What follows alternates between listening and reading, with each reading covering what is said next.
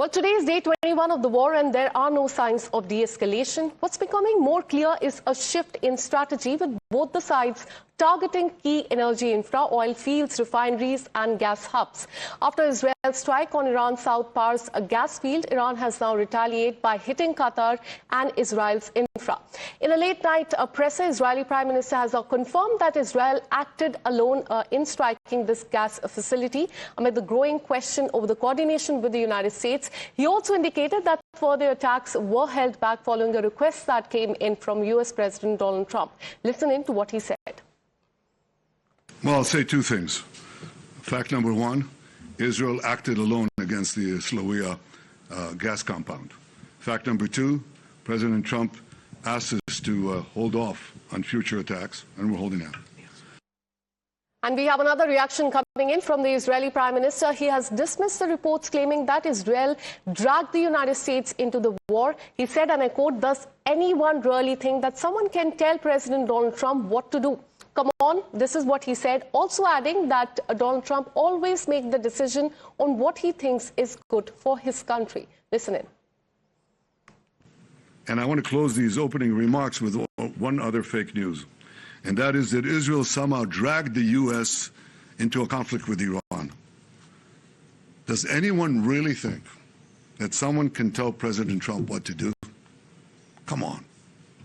President Trump always makes his decisions on what he thinks is good for America, and may I add, I think what is also good for future generations.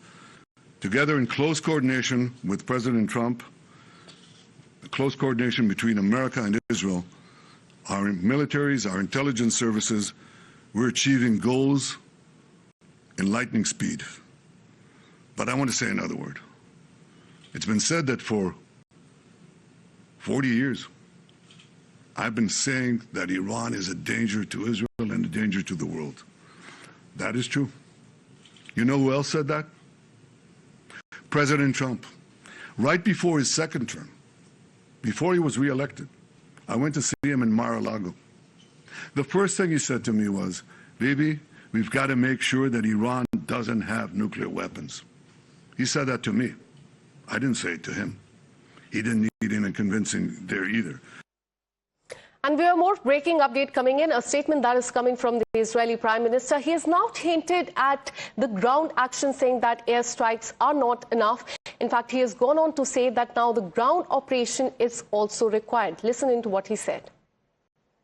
In fact, that's a reaction that is coming from Israeli Prime Minister. Will there be boots on the ground is something that remains to be seen. But as far as the Prime Minister is concerned, he has said that the airstrikes are not enough.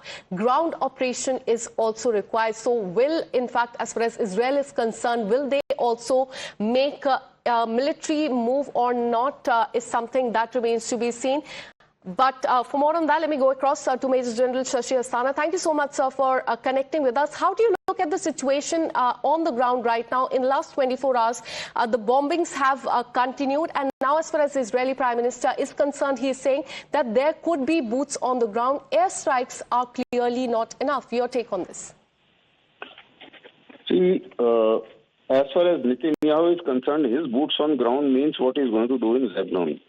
Because given the geography of Israel and Iran, he neither has the capacity nor the reach to put boots on ground in Iran.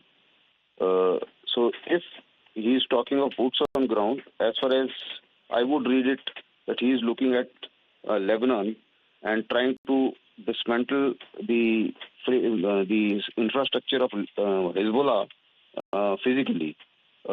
More than what he has done last time.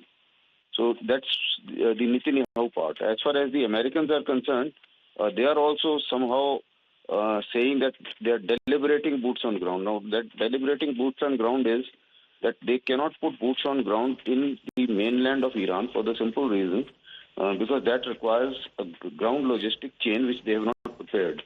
Last time when they put boots on ground in Iraq or Afghanistan, they made almost about 6 months of preparation of logistics chain, which they have not done so far.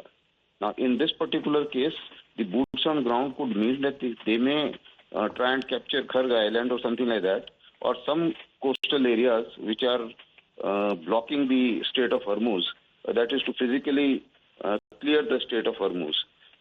Maybe that they are looking at some kind of limited operation, but that limited operation is marred with the risk of heavy casualties. All right. Because anything on ground, any ground operation is going to is likely to have major casualties. All right, so it remains to be seen whether there will be boots on the ground, because for now the Israeli Prime Minister has said that the airstrikes on Iran are not enough. Thank you so much, sir, for connecting with us and bringing your perspective on this. Let me also tell you what Israeli Prime Minister had said so far as the attacks on Iran are concerned. He has said that he will be changing the entire Middle East. Israel is now more stronger than ever since the war has started.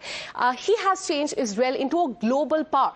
Iran is attacking the Middle East is what he has said. Also going on to say that Iran is blackmailing using the Strait of Hormuz. Now, that's a key waterway that has been blocked by Iran, and several of the vessels belonging to US and also the allies are stuck there. And in that backdrop, a very crucial statement that is coming from the Israeli Prime Minister that Iran is blackmailing using Hormuz. He's also gone on to say that Israel and US are protecting the entire world by attacking Iran. We're also winning. Iran is being decimated, because in his latest presser, he has also mentioned that as far as the naval and the air capability of Iran is concerned, that has been completely decimated. He's gone on to say that Iran's command structure is in total chaos. It is a danger to the world. They tried to assassinate Donald Trump twice, and we owe a great debt to Donald Trump for the war that he has started and the attack on Iran, because they were going to kill him as well. And that's a big statement that is coming from the Israel Prime Minister. He has said that the war will end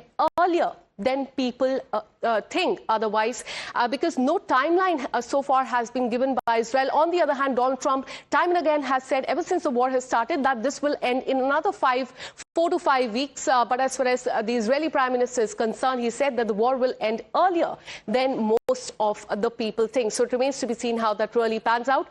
In fact, we have another breaking update coming in as far as attack on Dubai is concerned. We're learning that the attack